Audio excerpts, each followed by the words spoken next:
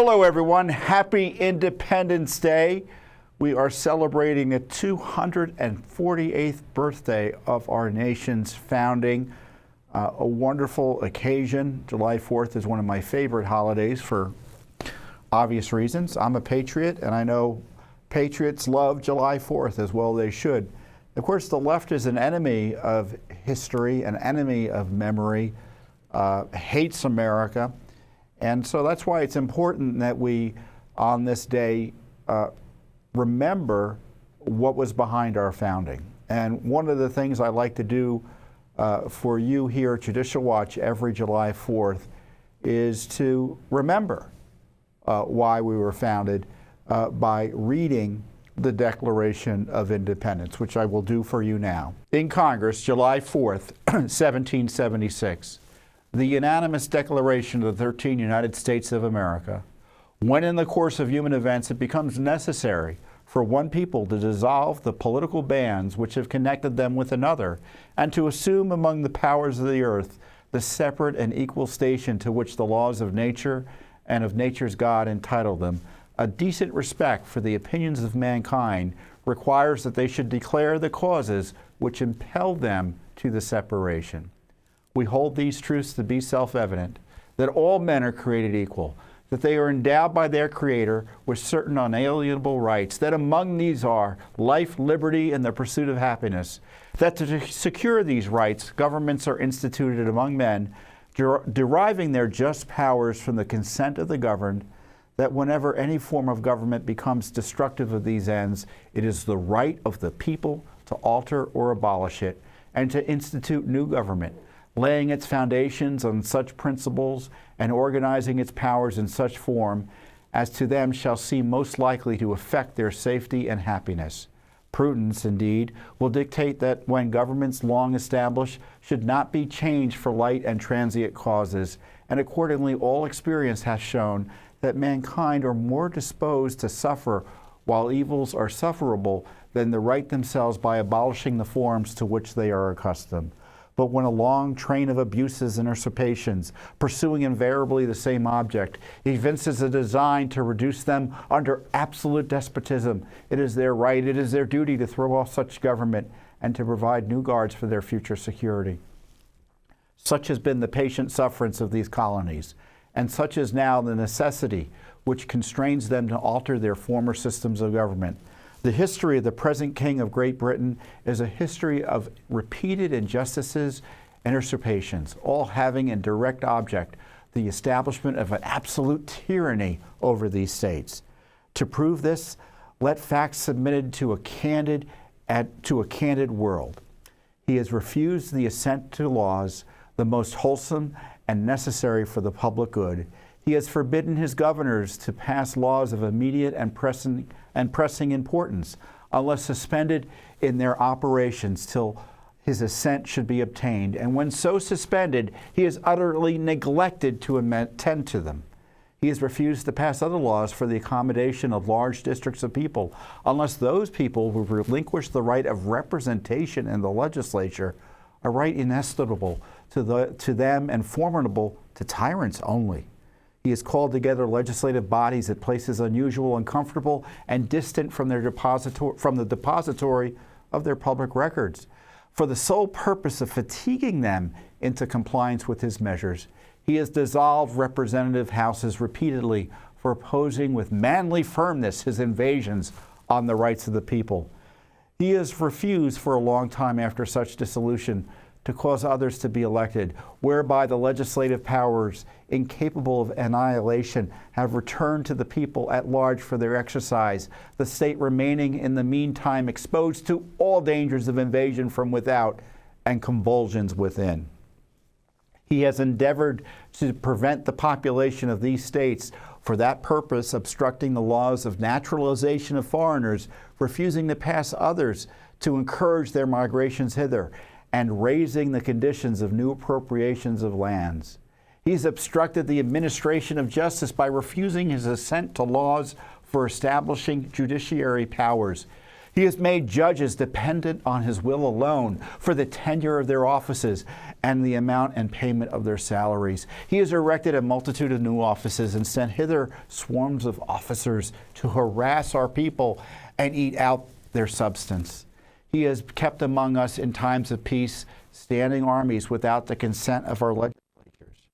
He has effected to render the military independent of and superior to the civil power. He has combined with others to subject us to a jurisdiction foreign to our Constitution and unacknowledged by our laws, giving his assent to their acts of pretended legislation, for quartering large bodies of armed troops among us, for protecting them by a mock trial from punishment for any murders which they should commit on the inhabitants of these states, for cutting off our trade with all parts of the world, for imposing taxes on us without our consent, for depriving us of us in many cases of the benefits of trial by jury, for transporting us beyond seas to be tried for pretended offenses, for abolishing the free system of English laws in a neighboring province, establishing therein an arbitrary government and enlarging its boundaries so as to render it at once an example and fit instrument for introducing the same absolute rule into these colonies, for taking away our charters, abolishing our most valuable laws, and altering fundamentally the forms of our government, for suspending our own legislatures and declaring themselves invested with power to legislate for us in all cases whatsoever.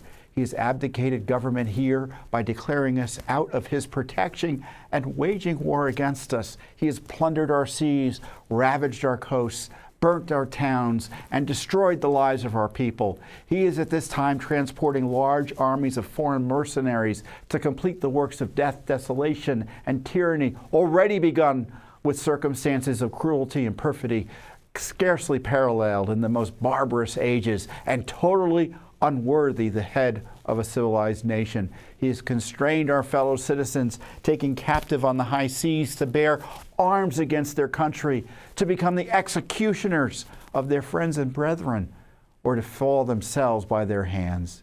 He has excited domestic insurrections against us and has endeavored to bring on the inhabitants of our frontiers, the merciless Indian savages, whose known rule of warfare is an undistinguished destruction of all ages, sexes, and conditions. In every stage of these oppressions, we have petitioned for redress in the most humble terms. Our repeated petitions have been answered only by repeated injury. A prince whose character is thus marked by every act which may define a tyrant is unfit to be the ruler of a free people. Nor have we been wanting in attentions to our British brethren. We have warned them from time to time of their attempts by their legislature to extend an unwarrantable jurisdiction over us. We have reminded them of the circumstances of our immigration and settlement here. We've appealed to their native justice and magnanimity, and we have conjured them by the ties of our common kindred to disavow these usurpations, which would inevitably interrupt our connections and correspondence. They too have been deaf to the voice of justice and of consanguinity. We must therefore acquiesce in the necessity which denounces our separation and hold them as we hold the rest of mankind, enemies in war, in peace, friends. We therefore, the representatives of the United States of America in General Congress assembled, appealing to the Supreme Judge of the world for the rectitude of our intentions, do in the name and by authority of the good people of these colonies, solemnly publish and declare that these united colonies are and of right ought to be free and independent states, that they are absolved from all allegiance to the British Crown, and that all political connection between them and the state of Great Britain is and ought to be totally dissolved, and that as free and independent states, they have full power to levy war, conclude peace, contract alliances, establish commerce, and do all other acts and things which independent states may of right do. And for the support of this declaration, with a firm reliance on the protection of divine providence, we mutually pledge to each other our lives, our fortunes, and our sacred honor. And the signers of the Declaration of Independence are as follows. Let's remember those names who gave us this precious country of ours. The President of Congress, John Hancock, from New Hampshire. Josiah Bartlett, William Whipple, Matthew Thornton. From the Massachusetts Bay, Samuel Adams, John Adams, Robert Treat Payne, Elbridge Gerry. Rhode Island and the Providence Plantations, Stephen Hopkins and William Ellery. Connecticut, Roger Sherman, Samuel Huntington, William Williams, Oliver Wolcott. From New York, William Floyd, Philip Livingston, Francis Lewis, and Lewis Morris. From New Jersey, Richard Stockton, John Witherspoon, Francis Hopkinson, John Hart, Abraham Clark. From Pennsylvania, Robert Morse, Benjamin Rush, Benjamin Franklin, John Morton, George Clymer, James Smith, George Taylor, James Wilson, George Ross. From Delaware, Caesar Rodney, George Reed, Thomas McKean.